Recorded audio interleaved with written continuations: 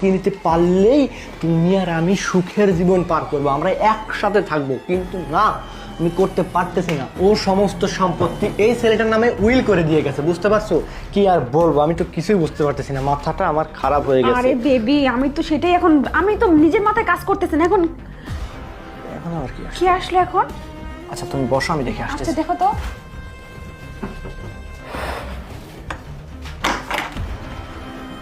আরে আরে এতক্ষণ তুমি তুমি এই সময় বাসায়? কি ব্যাপার নয়ন, এই মেয়েটাকে? ও এটা এটা আমার ফ্রেন্ডস, তোমার সাথে পরিচয় করে দিই প্রিয়া। হ্যাঁ, হ্যাঁ। এটা হচ্ছে আমার ওয়াইফ শান্তা। আর আমরা শান্তা একসাথে পড়াশোনা করছি আর কি, এজন্য দেখা করতে আসলাম যে কি অবস্থা, কেমন ভালো আছেন? হ্যাঁ হ্যাঁ, আচ্ছা দরজা আটকে ফ্রেন্ডের সাথে মনে হচ্ছে পার্সোনাল কোনো কথা বলছিলাম।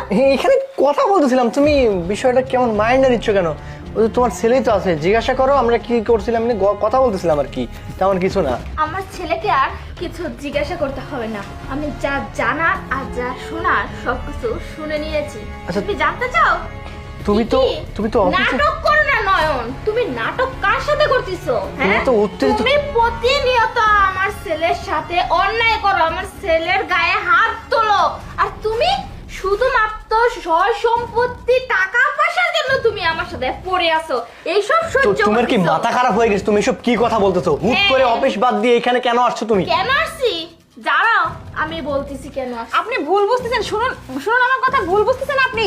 আরে এই যে দেখো, সকালে আমি আমার ছেলের কাছে এই সাউন্ডটা লাগিয়ে দিয়ে গেছিলাম, এতক্ষণ তোমরা যা যা বলছো না সব কিছু আমি শুনে নিয়েছি। সি মানে- সি সি নয়ন, কি? তুমি এইসব করতে পারো না? হ্যাঁ, তারপরে আবার আমার সাথে হ্যাঁ? তোমাকে আমি বোঝা নাটক করবে না নয়ন, আমি কার জন্য পরিশ্রম করি? শুধুমাত্র তোমার জন্য। আর তুমি এই মেয়েটার সাথে উত্তেজিত কেন হচ্ছ? তুমি উত্তেজিত কেন হচ্ছ? আমি তো কথা আসছি। বলবা না তুমি, তুমি কথা বলবা না। এতদিন তুমি সব কিছু লুকিয়ে গেছো আর তোলে তোলে এই মেয়ের সাথে সম্পর্ক চালিয়ে গেছো।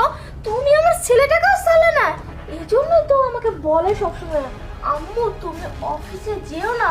আমি তো ভাবতাম ওর বাপ আছে, কিন্তু না, ওর বাবা যে ওর খেয়াল রাখে না সেটা তো আমি জানতে পেরে গেছি। সয় সম্পত্তির জন্য তুমি আমার পিছে পড়ে আসো।